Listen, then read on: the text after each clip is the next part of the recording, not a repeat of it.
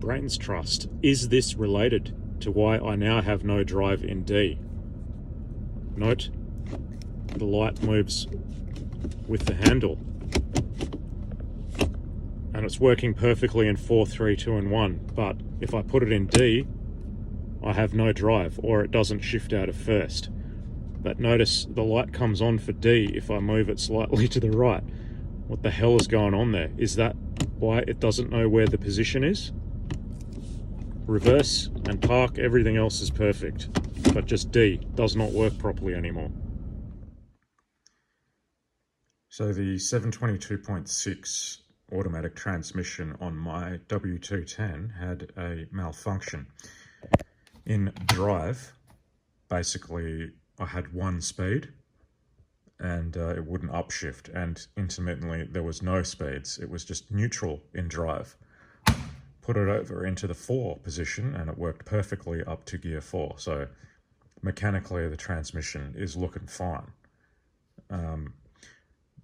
What gave it away was the fact that I then turned the headlights on, which activates the backlighting behind here and also the selection indicator. In neutral, it wasn't lighting up, so it couldn't detect it was in neutral, and in D, it wasn't lighting up. But of course, in 4, 3, 2, and 1, and the rest, it was lighting up. So I determined that it's actually the switch assembly that's inside there. This is the original one that was with the car. The reason I changed it is because it had soft drink, or soda as you Americans would call it, spilled into it, and it contaminated the contacts for the WS switch. Otherwise, it was perfectly fine. The one that I've put in there, disappointingly, is new old stock, and it lasted about 1 year before it started doing this.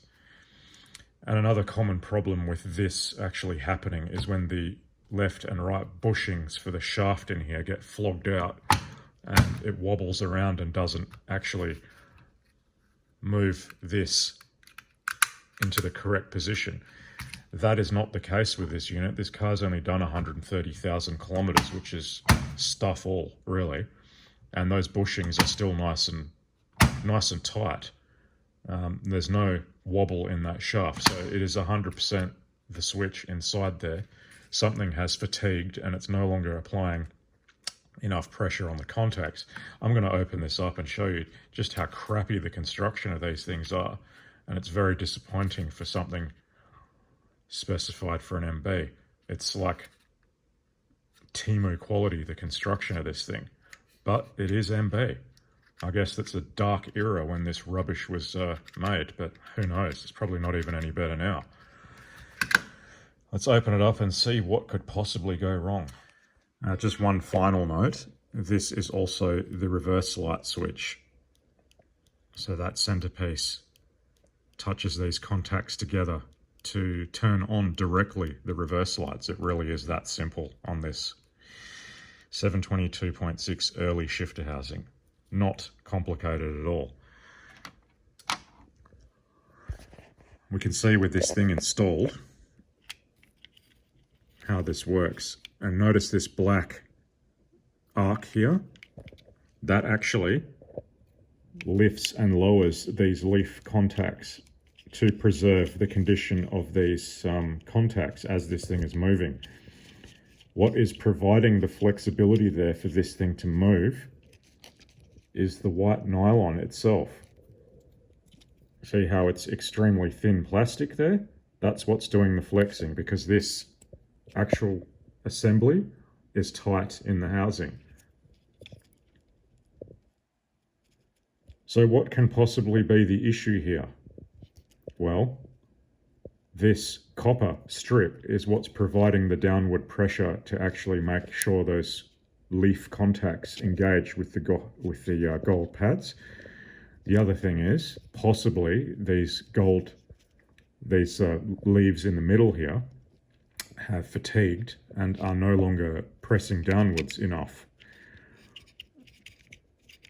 What I'm going to do, firstly, I'm going to map out the pins on that connector so I know what is the neutral and drive positions, and I can do some testing on my actual faulty unit and see what actually makes it work again. So I'll come back and show you what's happening there. And that's the contacts for the W and S switch, by the way, there.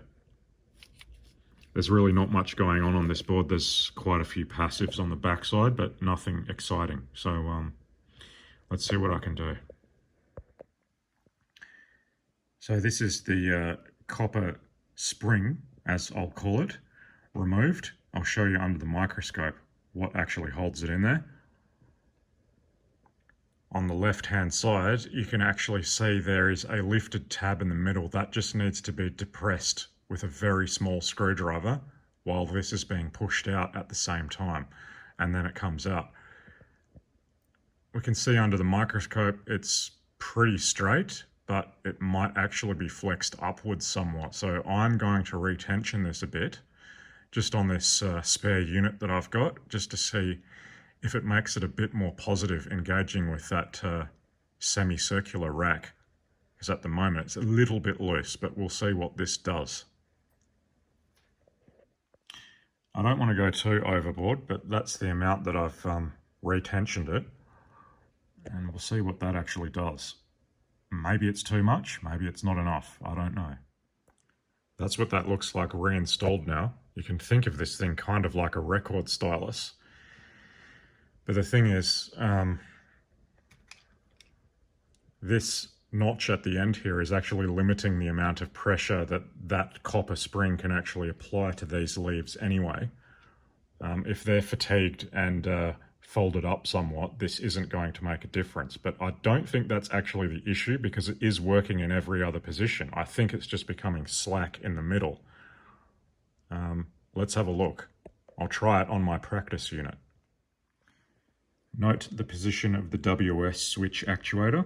Make sure it's extended fully to match the other side when you're closing it together. And I can already tell you that the engagement with that plastic stylus thing is a lot more positive with that arc rack there. Now, I'm just going to close this up and see what it feels like just turning it by hand.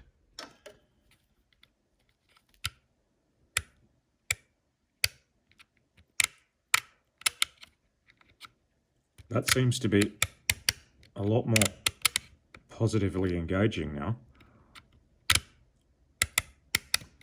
Anyway, what I should have done before closing this thing up is actually meter out these pins and see which one is drive and neutral.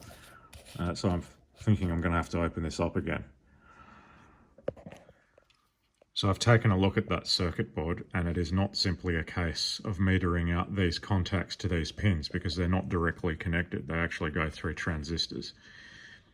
And when you've got the lights on, that's the best way to test it, because these LEDs are going to tell you if these contacts are actually working.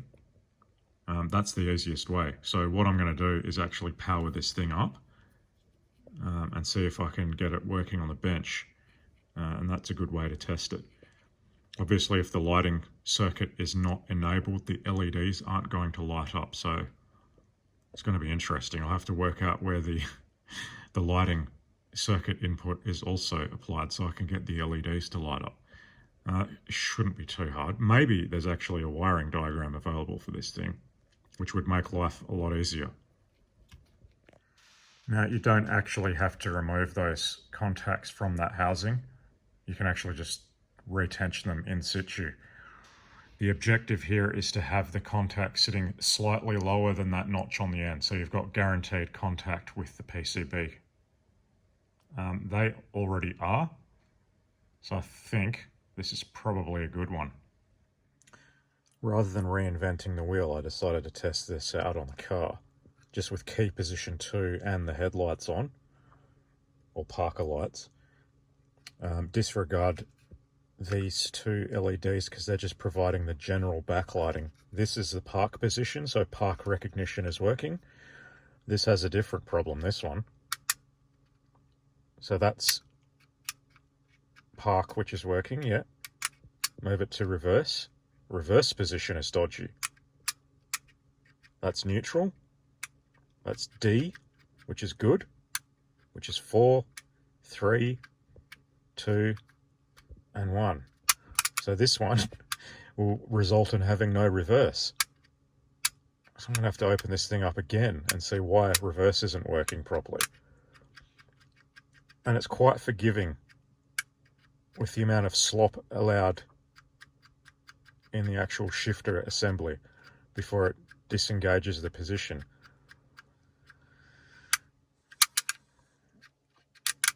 I dare say that one that's currently in the shifter housing is going to be worse than this.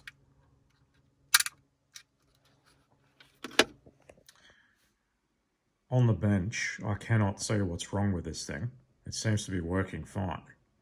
But what I've noticed is the W and S switch leaves are actually exactly the same as the main selector leaves. So I'm going to swap them around because presumably they've hardly ever been used and might be in better condition.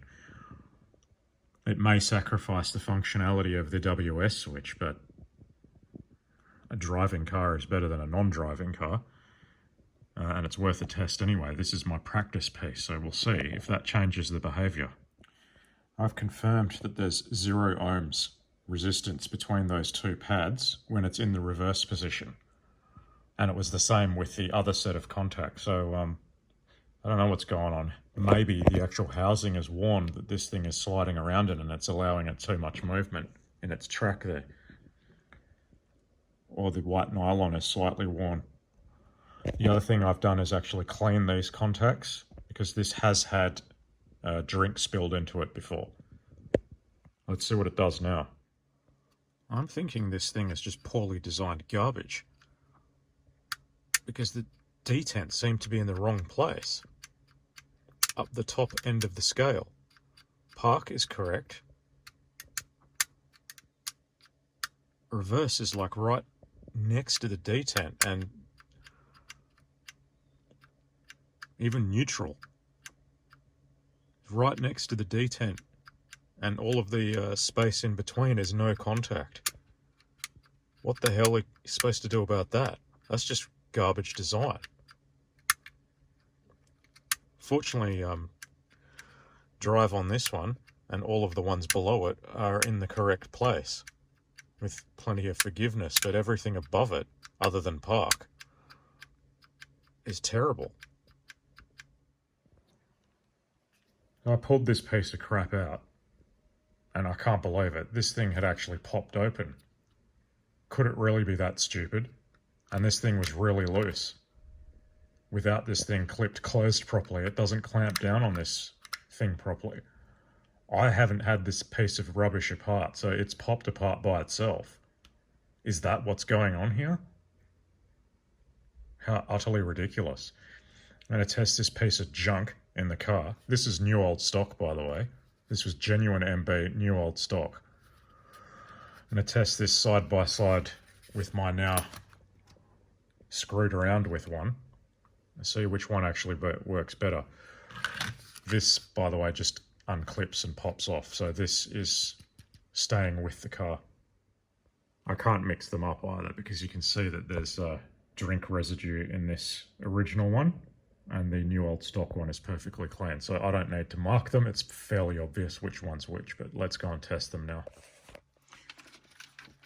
So this is the allegedly new old stock one, and it is absolutely terrible. It's really loose. So it's definitely fatigued with that tensioning spring. And that's the drive position that I can barely select.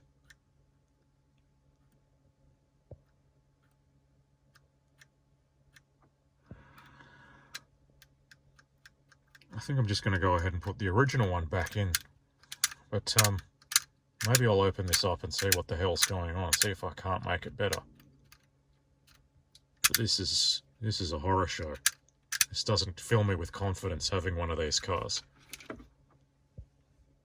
This is going to be hard to show in daylight, but I've put the original switch back in here that I've retensioned in multiple ways and cleaned. You can see that park is now illuminated. Reverse. neutral, and most importantly, drive. And then when I shift it over to 4 recognition as well. So yes, it is the switch, it's not the shifter housing.